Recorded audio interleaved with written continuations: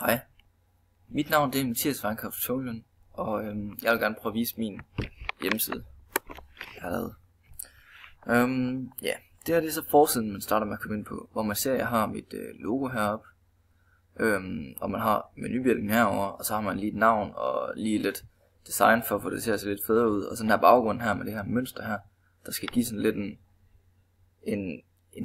en følelse til forbrugeren om, at det er meget sådan forbundet med hinanden. Altså det er sådan forbundet godt med hinanden, altså vi er organiseret, kan man sige. Jeg har opbygget den ret hele hjemmesiden, som man nok også kan se efter gestaltloven om forbundet, jeg har opbygget den efter KISS-modellen, hvor man kan se herovre, at tingene det er meget simpelt, og der er ikke så meget pjat. Altså det er ikke alt muligt totalt rodet sammen i en eller anden stor bunke og sådan noget, men det er bygget meget simpelt op. Og så hvis man går lidt ned her, så kan man også se, at jeg faktisk har brugt meget gestaltloven om forbundenhed, fordi at man kan se, at alt det her, det hænger faktisk sådan sammen. Altså alt dernede, det er ligesom en gruppe for sig selv og sådan. Så den har jeg egentlig prøvet at bruge meget sådan igennem det hele. Ja. Hvis man kigger her,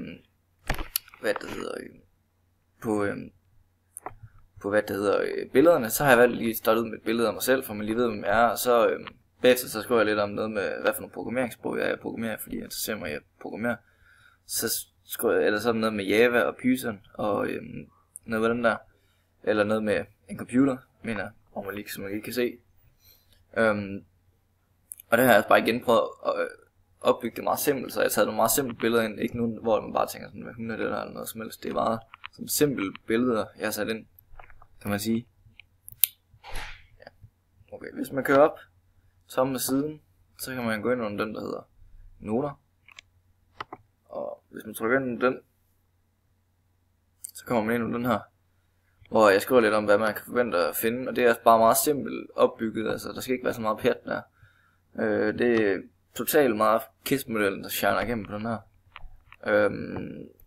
Og der står så lidt om, hvad man kan forvente at finde. Så hvis vi går ind under link og notater, så kan vi, så er alle kapitlerne, de er så delt op herude i de her bokse her. Og så er der link til Google-analysen, vi har haft i de kapitler. Så det vil sige, hvis man kører hele hånden ned her, så kan man se herude i venstre side, at hvad der er for kapitel vi er inde under, og så se, hvad der er for nogle oplever, eller hvad der er for nogle Google-analyser vi har lavet, og hvad vi ellers har lavet. Og det er så hele vejen ned. Og så når vi alligevel er hernede, så kan vi lige se her nede i bunden her, der står så lige nogle e-mails, man kan skrive til mig, og man kan også komme ind på nogle af siderne med de her links her, og sådan noget. Så det er også noget, man kan bruge ind på hjemmesiden.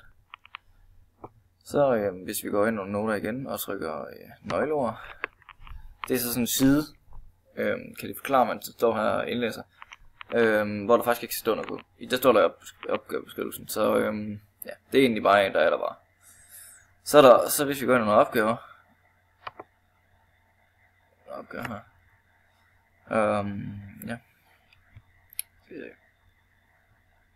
opgaver, så er den faktisk opbygget på samme måde, som inde ved den der noter, hvor det også bare er opbygget med sådan meget simpelt med, at du ved, kapitlerne de står herude i bokse, og så står der for nogle opgaver eller øvelser, vi har lavet herude i højresiden. Så det er egentlig også bygget meget sådan simpelt, for man meget nemt kan finde rundt i det, for at man ikke skal til at kigge alle mulige værktøjsteder.